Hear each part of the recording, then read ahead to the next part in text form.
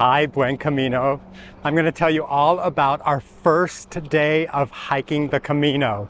It was an amazing day and just something I will remember for the rest of my life. Anyways, we hiked 25.1 kilometers from St. John Peter Port to Roncesvalles. Everyone says it's the most difficult stage of the hike, and I will say that is probably true.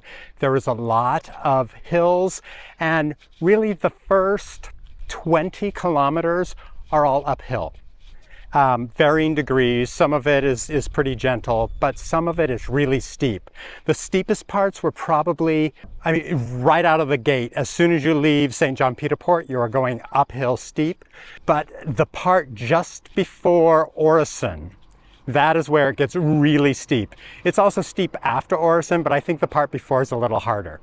Now, Orison, that's a great place to stop. It's about 2 hours into your hike, and they have one place there. It has a lot of amenities that you'll want to know about, though. It has a bathroom, which is great. Watch out, the door did not lock, so people were getting walked in on, but there's one place to go to the bathroom there. They also have water. Fill up your water there, because after that, there is only one opportunity to get water again, and that's later on the trail. Also, they have sandwiches. We bought sandwiches. We bought 2 sandwiches for lunch, and we got those for $9 for both of those, $9.50. It's a great spot, great view, and definitely take advantage of that place to rest. The hill continues up until about where you get to the Statue of the Virgin. Once you get to there, there's a little more steep uphill, but then it levels out until you reach the peak and you start down. When you start down, you'll see there are 2 options. One trail goes to the right and it's about 4 kilometers, and one goes to the left and it's about 3 kilometers. The people at the Camino office told us, do not take the trail to the left, which is shorter because it is dangerous. Take the trail to the right. That's what we did. It's a very steep trail.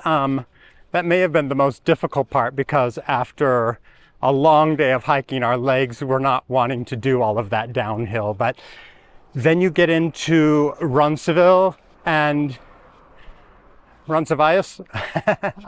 And once you get there, that is where most people stay. We stayed at, it's an old monastery, and it's massive. It's pretty much the only building in town. There's probably 8 buildings. And you cannot miss it. As soon as you get into town, you are showing up there. Our 2 beds, we got 2 dorm beds, and we paid $14 each. It was a room for 4 people, a cubicle for 4 people. It was comfortable and quiet, and the other people in there were nice. The place is run so well. There are people everywhere who are volunteers, and they know what they are doing, they know how to help you, and they are happy and willing to help you. It's a really fantastic place to stay. And then we had the dinner that they served there, and that dinner was 13 euros each, and it was a really enjoyable dinner. It's at a restaurant actually down the street from the albergue. So today I want to talk about a topic that I did not think I was going to be talking about this soon in the series. I want to talk about quitting the Camino. Now, I'm not quitting, that's nothing like that, but it is something that I think is worth talking about, because before you go, I don't know about you, but before we went, I had this very romanticized idea of what the Camino was going to be like and how I was going to feel and what it was going to, how the day was going to go. And then you get on it and it lives up to the promise, but it's also a little bit different. So I had a really rough day yesterday. At the night in Roncesvalles, I couldn't sleep at all. Now, I'm someone who has insomnia that comes randomly, and sometimes it's really bad.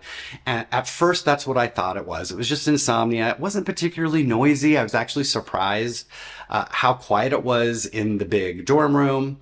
But I couldn't sleep, and I was up, and I was up, and I was up. I got maybe an hour's sleep the whole night, so I was pretty miserable by the morning.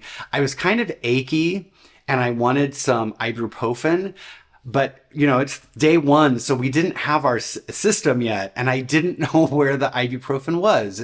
Was it in my bag? Was it in David's bag? Was it already out in a little container somewhere? I had no idea where it was, and everybody was asleep, and I didn't want to get up and start rummaging around and wake everybody up. So I just laid there in my own little misery, not sleeping, and I just thought that's what it was at first. And then as we got up in the morning, one of the cool things at Roncesvalles is at 6 a.m. they start playing music. So they wake everybody up. It's this beautiful, monks singing hymns kind of music. But it wakes everybody up and gets everybody out the door. So once that started happening, we were getting up and then I threw up. And so I was like, okay, so this isn't just me being achy. Something else is going on. And I got really sick really fast and just felt awful. And I had to make a decision. And it's like day one, I feel terrible. Am I going to be able to walk, 25 kilometers? I think it was like 14 miles to the next town in Zubiri. And I wasn't sure. And it wasn't something I thought I was going to have to deal with that early, but we had talked to someone the day before that had also gotten sick and was throwing up on the trail. And I was just like, I part of me thinks I should jump in a cab and just go to the next place. But then when I get there, we can't check in until 2. And I'm just going to be, what am I going to do? And like, there were so many questions that I hadn't thought about because I didn't think I was going to have to.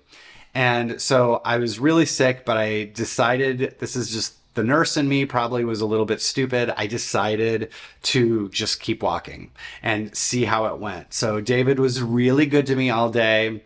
The beginning part of the day was better. After I kind of threw up right before we left, I felt a little bit better. But as the day went on, I was basically nauseated the entire walk. I was so exhausted. I was literally falling asleep while I was walking. That has never happened to me before. So we were taking lots of breaks where I was just kind of sitting for a little while. I did catch a few little naps here and there, just to try and get through. But easily it was the hardest day physically I think I have ever had in my life. It was challenging. And along the way, I'm thinking, should I try and find a cab somewhere? I don't know how I would have done it. We could have figured it out if I had really needed to, but I pushed through and got through. I did throw up again along the way. It was just dry heaving at that point because I wasn't able to eat anything. There was nothing in my body. The only thing that really saved me, I think, is that being a nurse, I knew I needed to not get dehydrated. I couldn't drink a lot of water because it would make me feel sick, but I was just sipping water most of the day. And I think that's the only thing that helped me make it through because I was in bad shape. And then once we arrived to Zubiri, I was able to lay down. And really, by the time I started, I was just sleeping. I was so tired from, not sleeping the night before. I slept most of the evening. I got up. Then I did have a little bit to eat just for dinner. We had a sandwich. I had a couple bites of that and some yogurt. And then I slept the whole night. And then by the next morning, I felt fine again. So it was just one of those bugs that, hit me really hard and then passed.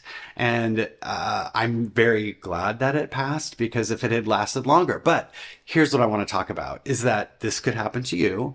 And you want to start to get it in your head. What am I going to do when this happens to me? So before we left, I watched other people's travel channels and, watching their vlogs. And there were people who didn't finish for different reasons. They got injured, they got sick, they ran out of Schengen days. And every time someone had to quit early, I just kind of felt bad for them, but I thought, oh, that's never going to happen to me. But I'll tell you, once you're on the trail and you get sick, it's amazing how quickly your brain shifts into problem solving mode. And instead of being this, beautiful, I'm going to have the perfect experience and everything is going to be amazing and nothing bad's going to happen and I'm going to, make it to the end no matter what. You just flip into that mode where it's like, okay, let's be realistic here. And what do I need to do to get through? And am I okay with, taxiing from one town to the next town and missing that section from walking To complete the Camino, all you really need to do is the last 100 kilometers. It's like 62 miles and you get credit for it. So if I miss a stage in the middle of the French Way, does it mean I didn't do the Camino? No, I still did the Camino. And so you just have to decide for you. It's going to be different for everybody of what you think is important to you and what you want to do. Do you have extra days where you can just stop and take a rest day, if you're feeling sick and not move forward? We had already booked a couple of nights accommodations, but we could have lost that and just gave it up. It's just money, and tried to stay longer. Some of the albergues won't let you stay more than one night, but I think they make exceptions if you're sick. We didn't ask, we just kind of pushed through. It ended up working out for us, and now I feel fine. And so I'm not worried about it again, but it could happen again. You never know when you're going to get food poisoning or when there's going to be a bug that goes around the dorms. Like, I don't know where I picked it up. We met the girl who had it the day before. Maybe I got it from there. Maybe I touched a doorknob somewhere. You just never know. And so you can't prevent it because sometimes things just happen. So this is just an encouragement to get it in your head. One, don't be too rigid with your thinking that stuff like that's not going to happen to you. It's okay to consider.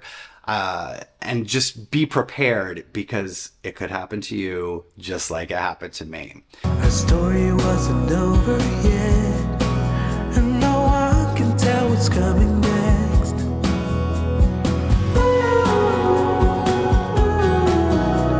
The journey is not ours to control. The journey is not ours to control. I'm very glad to report I feel fine, but there it is. That's our experience. I hope you find that helpful. I'll see you next time. Buen Camino. I'm running at the speed of light, trying to seize everything I desire. But as strange as it may sound, when I'm still, things seem to come around.